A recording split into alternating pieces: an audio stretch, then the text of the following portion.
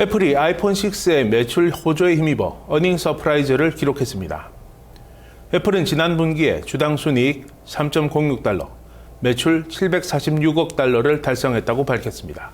우성문 기자의 보도입니다.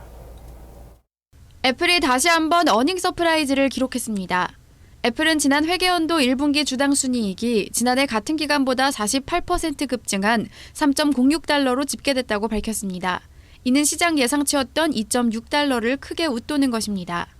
이번에도 애플의 순이익 개선을 도운 것은 아이폰이었습니다. 아이폰 6 시리즈를 포함한 아이폰 판매는 전년 대비 46% 급증한 7,450만 대를 기록했습니다.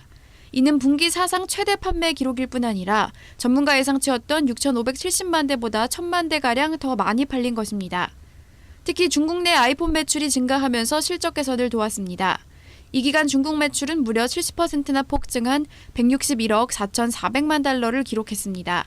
따라서 애플의 이 기간 전체 매출은 같은 기간보다 30% 증가한 746억 달러를 기록하면서 전문가 예상을 크게 웃돌았습니다.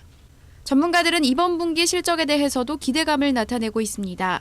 특히 이번 분기에 중국의 설날인 춘절이 껴있는 만큼 중국 특수 효과를 기대해 볼 수 있다는 분석입니다. 또한 이날 애플이 4월에 신작품 애플워치를 출시한다고 밝히면서 기대감도 커지고 있습니다. 이와 함께 올해부터 런칭될 애플페이에 대한 기대감도 함께 고조되는 모습입니다. 전문가들은 신제품 출시에 대한 기대감 등으로 애플의 주가가 상승세를 이어갈 것이라고 전망했습니다. 뉴스토마토 우성문입니다.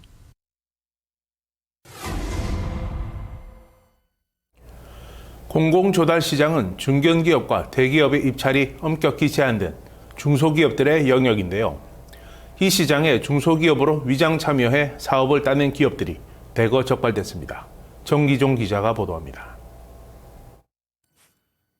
공공조달 시장에 중소기업으로 위장 참여한 기업들이 무더기로 적발됐습니다.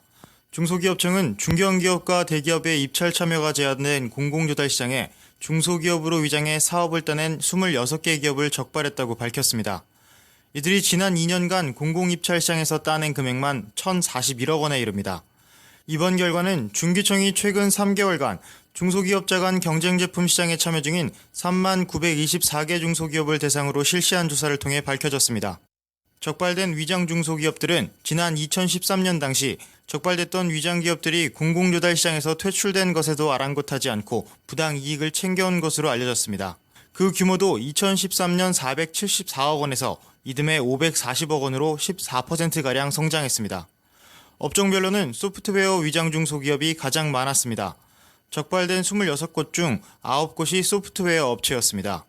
20억 원 미만의 입찰에 중견 및 대기업의 참여가 금지되면서 비교적 경쟁이 수월해진 점을 노린 겁니다.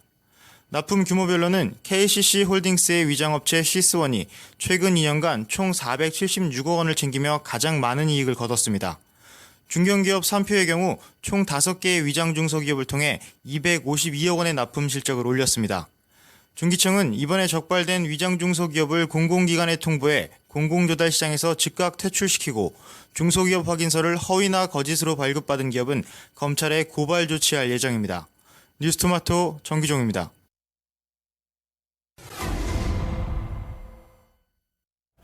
미래창조과학부가 창조경제혁신센터 확대, 한류 콘텐츠 수출 등을 골자로 하는 올해 업무 계획을 발표했습니다. 출범 3년 차를 맞아 구체적인 성과를 내겠다는 의지로 풀이됩니다. 황민규 기자의 보도입니다.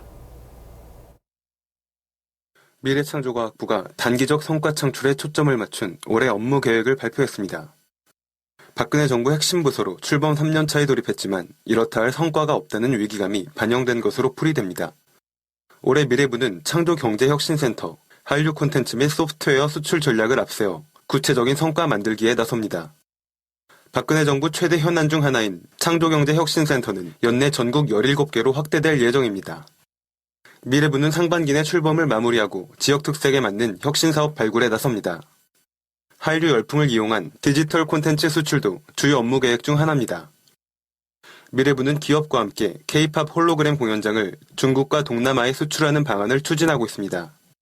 IT업계 최대 화두인 사물인터넷 부문에서는 대형 실증단지를 만들어 사업화 가능성을 직접 실험하겠다는 방침입니다. 이외에도 바이오, 기후, 재난안전 등 차세대 유망산업 부문에서도 혁신 과제를 발굴해 사업화까지 지원하겠다는 방침입니다. 반면 미래부가 지나치게 단기적인 성과 만들기에 집중하면서 정작 중장기적인 과제에는 소홀하다는 지적도 있습니다. 또 선진국 대비 크게 뒤처진 클라우드, 소프트웨어 부문에서 근본적인 방안보다는 미시적 과제만 내세웠다는 비판도 있습니다. 뉴스토마토 황민규입니다.